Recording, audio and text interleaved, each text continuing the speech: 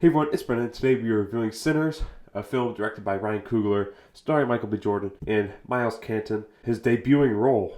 If you've already seen some reviews for this film, you know that he does a great job, so does Michael B. Jordan. Literally every actor in this film is phenomenal. I really like Delroy Lindo. He had my theater laughing every time he spoke. And Michael Jordan, MJ, not Mary Jane, not Michael Jordan, well, not the basketball player Michael Jordan, MBJ. Michael B. Jordan plays twins. I was just really fascinated with how they did this. When I myself do scenes with myself, I have to keep the camera still with my limited editing capabilities. I was just fascinated how they got moving camera shots and how just Michael B. Jordan was able to seamlessly act with himself. From a pure filmmaking perspective, this film is phenomenal. A quick summary of this film. These twins, Smoke and Stack, are coming back from Chicago. They used to work for Al Capone, and now they're moving back with some money they stole to open a juke joint. And they have their cousin, Preacher Boy, played by Miles Canton, along for the ride because he's a really good singer. He's called Preacher Boy because his father is a preacher. And there is one gripe I have with this film, and it's pretty much at the end of the film, but also the beginning of the film. Since it's right at the opening of the film, it's not a spoiler to say that Miles Canton's character survives the night. This opening scene, it really got me with a jump scare. I'm not going to say what the jump scare is, but it really comes from out of nowhere. And it happened multiple times, so like, I knew it was going to come again, so I was like, you're not going to get me this time. I'll get to my gripe with the film. It's the film's message. This is kind of a spoiler, kind of not. At the end of the film, Preacher Boy's father, the preacher, is telling Preacher Boy to put down his guitar and come to the Lord. Because in the concept of this world that Ryan Coogler set up, doing music conjures spirits. Conjures spirits from the past, present, and future. And it conjures evil spirits. So inherently, getting really in the rhythm of music and stuff is evil and against the Lord in the concept of this movie. Now, I myself personally, I love music, but if I had to choose between God and music, the right answer is obviously God. And Preacher Boy does not put down the guitar. He leaves his father and goes and plays music as a career. And what the film is trying to say is that he's following his passions even though he knows the risks. Because it is evil in this universe to do music. And he knows that. He knows he's choosing evil to do what he loves. So I'm fine with the message of go for what you're passionate about, even if there's some risks you know about. But the only problem I have with that is that in this movie it goes against God. So as a Catholic, that's the only problem I had with this film. Other than that, everything in this film was phenomenally done. And I guess that's why the movie's called Sinners, because they're all sinning by participating in all this music. I would just say I'm not a fan of this predicament Ryan Coogler set up with music being bad, because I myself love music. And the music in this film, it was basically a musical, and I love musicals. Again, if you've already watched reviews for this film, you'll probably know that there's one scene that is just crazy with what it does. And I have to agree, it's crazy, and it works. And the main villain, played by Jack O'Connell, the main vampire, he does some really good singing as well. The music in this film, I don't know if it's playlist worthy to put it on my playlist. I love putting movie musical stuff on my playlist. Let me look up some of the songs real quick. So this is the song that they played, the vampires played to try and get into the party. Pour out a cream.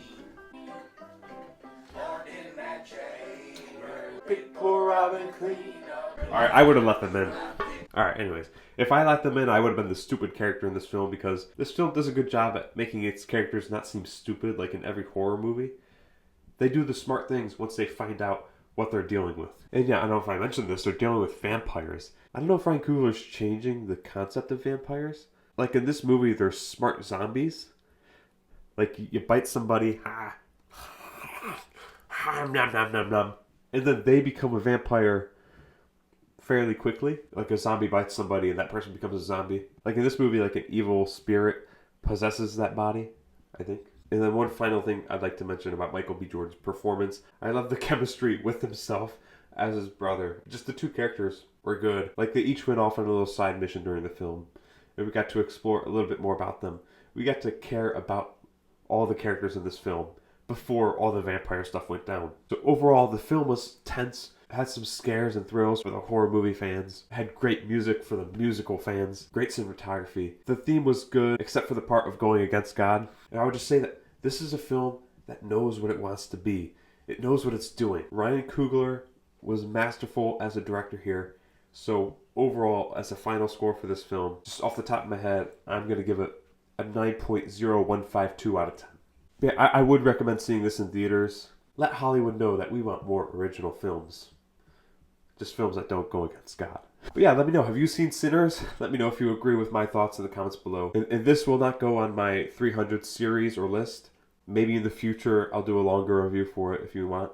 I do have longer form reviews on my Patreon as well. And Patreon is free, so, you know, more content for free. I originally planned on putting the Accountant 2 review out today because I thought I was going to see it when it released on Thursday. But it's $14 a ticket. It's not worth it to go on any other day other than Tuesday where it's $5 ticket night. So the Accountant 2 review will be out next week, and that will be part of the 300 series. Let me know if like the Minecraft movie and this movie, if you want me to grade them anyways and put them on the list. I can do that. I might do that just so that the list fills up and is more complete. Sometimes for new movies, it's hard to do a full in-depth grade and make a skit and post it on Saturday because most movies come out on Thursday. I'm not going to see the movie on Thursday. Let me know how you want me to do new movie reviews going forward. If you want them to be part of the 300 list or you just want short reviews like this when new movies come out. I'm really open to suggestions. I want to thank you guys so much for watching. If you're still here. We're going to jam out to some of the music. Thanks for watching. Have a great day. Let him in. I'll be honest, I think people in the theater were looking at me weird or just laughing at me because while the bad guys were singing, I was like, all right, this is good. I was bopping to the music in the theater. So, but again, I just want to clarify. If I were in this movie world, I would choose God and not music. In the real world, we worship God with music, so yeah. It's a flawed world in this movie.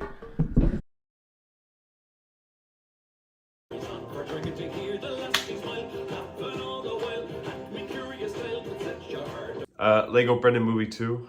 If you haven't seen it, go check it out. This film took a while to make.